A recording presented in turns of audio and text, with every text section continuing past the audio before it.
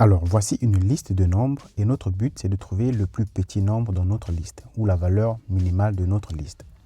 Je vais vous montrer 3 méthodes pour le faire. Premièrement, on va utiliser la méthode min. Donc, je vais créer une variable ici qui va s'appeler minimum, qui sera égale à quoi? À min. Et là, je vais lui passer ma liste de nombres. Et enfin, je vais afficher ma variable minimum. La méthode min ici va parcourir notre liste de nombres.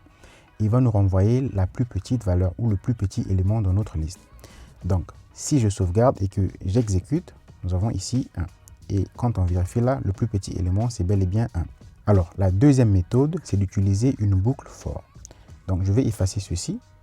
Je garde ma variable minimum.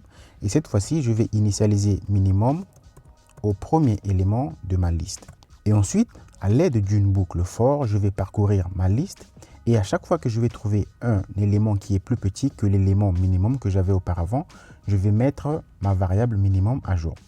On va le faire, je vais mettre ici for. Ici, je vais dire num in nombre.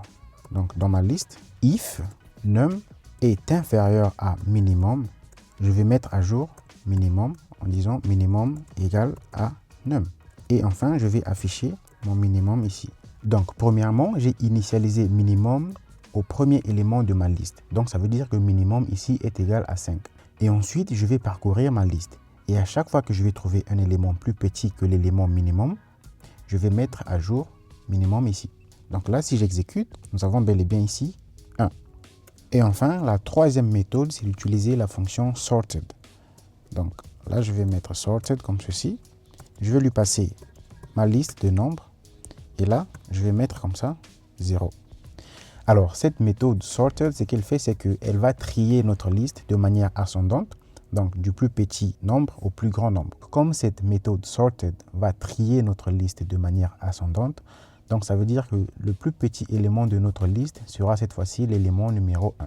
Et donc là, on lui demande de nous renvoyer tout simplement l'élément numéro 1. Donc si je fais print et que j'affiche minimum, normalement, il doit m'afficher 1. Et voilà, il m'affiche 1 ici. Donc voilà 3 méthodes que vous pouvez utiliser pour trouver le plus petit élément ou le minimum d'une liste.